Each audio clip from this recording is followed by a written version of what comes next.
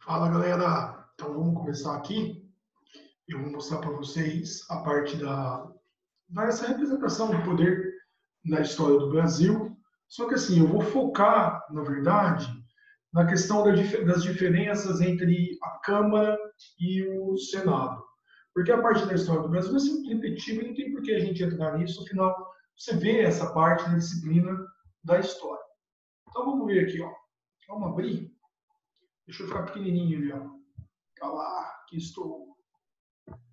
Então é o seguinte, quando a gente olha para a história política do Brasil, quando a gente fala Estado e governo, primeiro a gente vê aqui no período colonial, o Brasil colônia, nós tínhamos a divisão do Brasil em 15 capitanias hereditárias, as quais eram submissas a um governo geral, o governador geral, era indicado pelo rei de Portugal por um mandato de 4 anos. E nós tínhamos as câmaras municipais, que eram um poder local dentro de cada uma das vilas.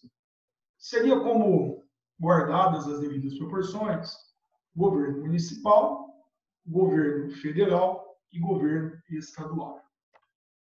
Quando o Brasil se tornou independente, eu acho que vocês viram inclusive essa parte esse ano, nós tivemos uma primeira Constituição, foi a Constituição do Brasil Império, aquela que tinha o poder moderador, que a gente viu ali agora há pouco, que foi uma grande influência do Kant. Tá? Esse poder moderador estava acima dos demais e ele interferia nos demais poderes.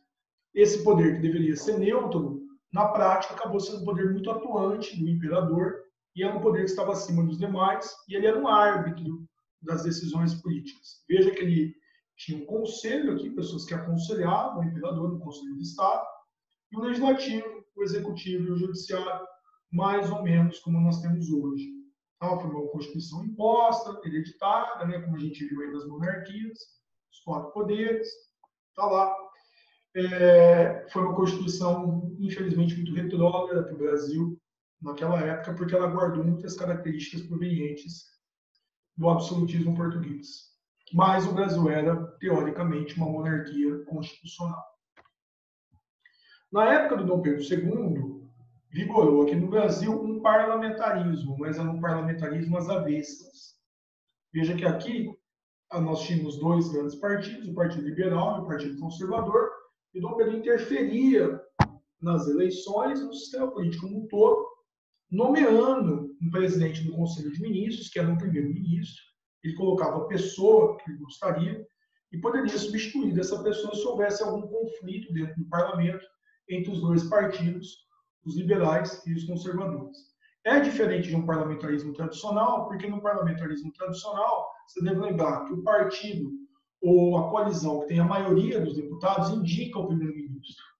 Tá? E o rei reina, mas não governa. No Brasil, Dom Pedro interfere no primeiro-ministro, ele escolhe o primeiro-ministro, e ele pode mandar esse primeiro-ministro embora, como ele pode fechar o Congresso e convocar novas eleições para estabelecer uma maioria para esse primeiro-ministro. Por isso que é um parlamentarismo às avessas, porque o rei reina e governa.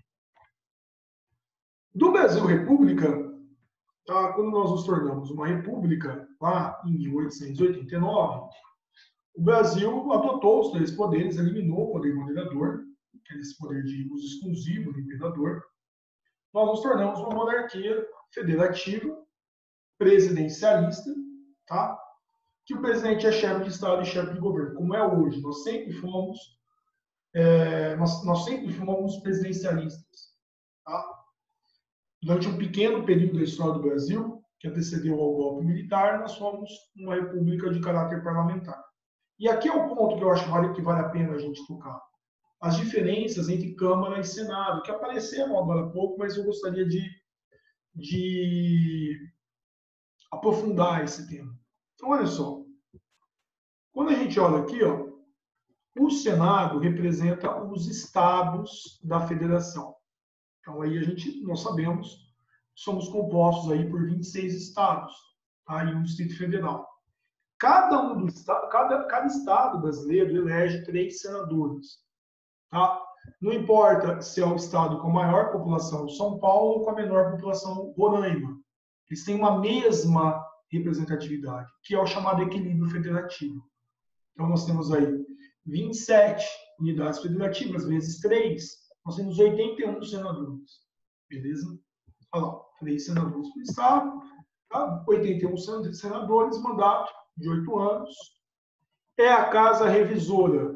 Pode aprovar, modificar ou rejeitar projetos aprovados pela Câmara. Então, a Câmara submete um projeto de lei, o Senado aprova ou veta. Se o Senado aprovar, vai para o presidente dar a sanção. Se o presidente vetar, volta para a Câmara ou volta para o Senado e essas casas podem derrubar o veto do presidente. Tá? Também pode iniciar projetos de lei. É responsável por aprovar indicações de autoridades como ministros do STF, embaixadores e diretores de agências reguladoras. Então, o presidente vai lá, indica o ministro do STF, ele tem que ser aprovado pelo Senado. Ele passa por uma famosa sabatina do Senado. É responsável por processar e julgar o presidente da República após a autorização da Câmara. Então, por exemplo, um pedido de impeachment, como aconteceu com a Dilma, com o Collor, e que pode acontecer com o Bolsonaro, com qualquer outro presidente, ele começa pela Câmara. O presidente da Câmara autoriza, ele abre o processo, tá? E depois é votado na Câmara. Se for aprovado na Câmara, vai ao Senado. Câmara representa a população brasileira. Então, enquanto o Senado representa os estados, as organizações, as unidades administrativas da federação, a Câmara representa o povo, tá? E aí vai variar conforme a população de cada estado. Então, aí no caso, São Paulo, como tem uma população maior, São Paulo tem que ter um maior número de deputados. Roraima, como tem uma população menor, Roraima tem que ter um número menor de deputados. Aí são 513, divididos pelas 27 unidades federativas. Tá? Uma data de 4 anos, ele é a casa iniciadora. Começam a ser discutidos ali os projetos de lei enviados pelo presidente da República. Tá? Também pode aprovar, modificar ou rejeitar projetos iniciados pelo Senado. Como eu te disse, é responsável por autorizar ou não a abertura de processo de impeachment. Aí, aqui a gente fala que o Brasil é um legislativo bicameral. São duas câmaras. Tá? A Câmara que representa o povo e a Câmara que representa os estados. É muito bonito na teoria, inclusive na estética. Tá? Se nós olharmos aqui, ó, essa aqui, se a gente olhar o Congresso Nacional, essa cúpula é a cúpula do Senado, que é uma cúpula menor, de está para baixo. Olha como é que o Niemeyer foi incrível quando ele projetou o Brasil. Por que está para baixo? Porque é o poder dos estados. Vem de cima para baixo. Porque eles estão unidos à federação. Então ele já está na federação. Então ele vem da federação do povo. Aqui, essa é a cúpula da Câmara, que está de baixo para cima. Por quê? Porque é o poder do povo, que vem de baixo para cima. O poder aspira, tá, a partir das determinações populares. É isso que a gente tem que entender. Tá? Por isso que o Niemeyer projetou de maneira brilhante. A mesma coisa vai acontecer, galera, nos estados e nos municípios. Então, eu tenho lá, em cada um dos estados, como você vê aqui, ó, a sede do Poder Executivo. No caso do estado de São Paulo, Palácio dos Bandeirantes. Então, o governador é o chefe do Poder Executivo no estado. Beleza? Aqui, eu tenho para você uma imagem da Câmara Municipal de Rio Preto. A Câmara Municipal de Rio Preto representa o Poder Legislativo de Rio Preto. A Prefeitura de Rio Preto representa o Poder Executivo da cidade. E assim por diante. Tá? E daí nós temos o Poder Judiciário de Rio Preto. Está lá o Fórum. Beleza? Você tem o Poder Judiciário do Governo do Estado. Tá? Fórum no nível estadual. E lá no nível federal, o STJ, ou então, quando se discutem as questões constitucionais, o STF.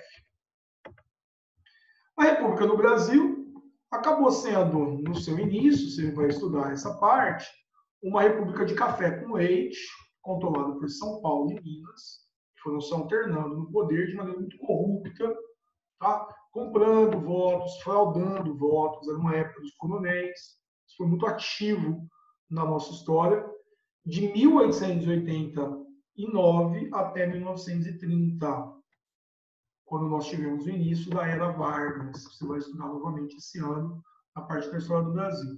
Tá? Vargas governou a maior parte por ditadura, nós não tínhamos partidos políticos ou eleições, Tá? Nesse momento, o Vargas não foi eleito diretamente nenhuma vez. Por outro lado, houve um grande avanço econômico na industrialização. Ele criou uma série de empresas nacionais, como a Vale do Rio Doce, depois ele cria a Petrobras.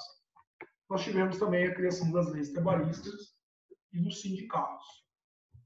Depois veio a República Democrática, também conhecida como República Populista, um período de quase 20 anos em que nós pudemos ali eleger presidentes, inclusive com voto feminino nasce no governo do Vargas. E a época da Guerra Fria, o Brasil esteve muito alinhado aos Estados Unidos nessa época, inclusive rompeu ligações com a União Soviética. Nós tivemos uma Constituição de caráter liberal, a Constituição de 46. Daí vieram, né? Dutra, o Vargas volta, depois se suicida, volta cá, da época da Constituição de Brasília. Jânio Quadros, né? E a vassourinha, simbolizava na teoria o combate à corrupção. E o João Goulart. João Goulart sofreu o golpe civil-militar em 1964, que deu início a uma ditadura de 21 anos na nossa história. Tá? Uma ditadura muito autoritária, que criou um bipartidarismo artificial, só de fachada, você vai rever isso na parte da história do Brasil também esse ano. Tá? Criou leis totalmente inconstitucionais, como o AI-5, que poderia perseguir as pessoas, prender as pessoas sem motivo. Houve um certo desenvolvimento econômico no milagre, tal chamado milagre, fez a economia crescer, mas gerou concentração de renda, hiperinflação, grande endividamento do Brasil no exterior, principalmente com a FMI. Tanto é que no final da ditadura, nos anos 80, nós tivemos uma década perdida pela profunda miséria, violência, problemas sociais provenientes desse período. Quando a ditadura acabou, nós tivemos a redemocratização, a nova República Brasileira. Tá?